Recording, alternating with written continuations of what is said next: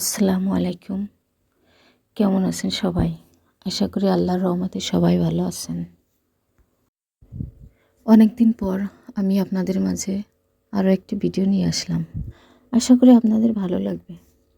আর যদি ভালো লাগে তাহলে সাবস্ক্রাইব করে আমার পাশে থাকবেন। শীতের দিনে ছোটোর সময় আসলে কাজকর্ম সেরে ভিডিও করা হয়, কিন্তু ভয়েসটা দেওয়ার সমস্যা হয়ে যাচ্ছে। ইনশাল্লাহ এখন থেকে চেষ্টা করব প্রতিদিন আপনাদের মাঝে একটা করে ভিডিও দেওয়ার জন্য। আজকে আমি রান্না করতেছি ব্রয়লার মুরগি। আসলে আপনাদের ভাইয়া বলছিল আজকে মুরগি দিয়ে আর চিতই পিঠা খাবে। শীতের সময় পিঠাটা একটু বেশি খাওয়া হয়, বিশেষ করে চিতই পিঠা। আর চিতই পিঠা দিয়ে শাক ঘন্ট, আমাদের এখানে কলাই শাক আছে, সেই শাক ঘন্ট দিয়ে আর চিতই পিঠা আসলে খুব ভালো লাগে খেতে। আজকে আমি শুকনো চাউলের গুঁড়া দিয়ে চিতই পিঠা বানাবো। আগে গরম পানি দিয়ে চাউলের গুঁড়া মাখায় রেখেছিলাম। 1 ঘন্টা মতো আমি মাখিয়ে রেখেছি। এখানে আমি দুধ জাল দিয়ে নিচ্ছি। ভাবলাম মাংস দিয়ে চিতই পিঠা খাবো, আর কিছু চিতই পিঠা দুধে ভিজাবো।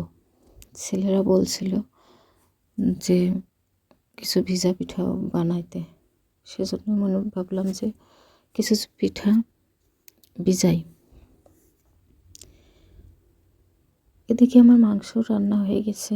এখন আমি জিরা আর গরম মশলা গুঁড়া করে দিয়ে দিচ্ছি।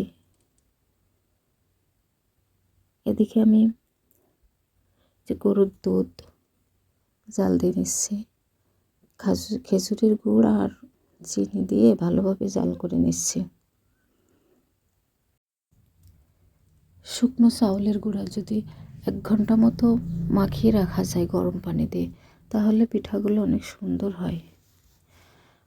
আর পিঠা যদি ঝাঁঝরা না হয় তাহলে কিন্তু ভালো ভিজে না, মানে দুধটা ভিতরে যায় না। এই যে আমি এখন মাটির ছাঁচে, মাটির চুলায় পিঠাগুলো বানিয়ে নিচ্ছি।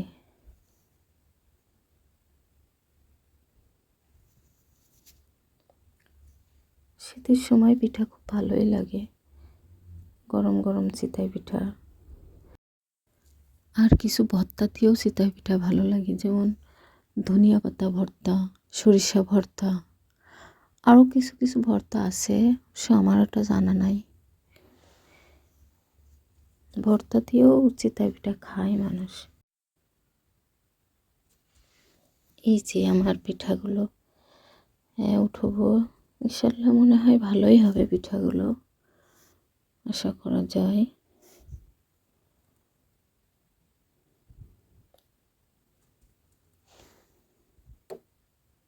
এই যে মাশাআল্লাহ, আমার পিঠাগুলো অনেক সুন্দর হয়েছে, অনেক সুন্দর। এখন আমি পিঠাগুলো উঠাই নিই, তা নাহলে বেশিক্ষণ যদি রাখা হয় তাহলে নিচের দিকে মানে পোড়া লেগে যাবে, নিচে কালো হয়ে যাবে। এগুলো ভিজানোও যাবে না, আর কেউ ভালো খেতেও যাবে না। এই যে আমি মাংস দিয়ে চিতই পিঠা খাবো, সেজন্য মাংস উঠিয়ে নিচ্ছি। ভিডিওর এ পর্যায়ে এসে আমি আরও একবার আপনাদেরকে মনে করিয়ে দিই, প্লিজ আমার ভিডিওটাকে লাইক দিয়ে দেখা শুরু করবেন। আর যদি কোথাও একটু ভালো লেগে যায় তাহলে সাবস্ক্রাইব করে পাশে থাকবেন। আর পুরো ভিডিওটা প্লিজ ওয়াচিং করবেন। পুরো ভিডিওটা যদি না দেখা হয় তাহলে আসলেই এত কষ্ট করে ভিডিও দেওয়ার কোনো মানেই হয় না। প্লিজ আপুরা, আপনারা ভিডিওটা পুরোটাই দেখবেন। এই যে আমি দুধ দিয়ে ভিজিয়ে রাখছিলাম, যে পিঠাগুলো অনেক নরম হয়েছে, অনেক সফট, মানে ভিজে গেছে। আজকে এ পর্যন্তই। দেখা হবে অন্য একটা ভিডিওয়।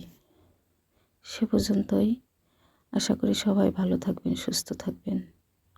আল্লাহ হাফেজ।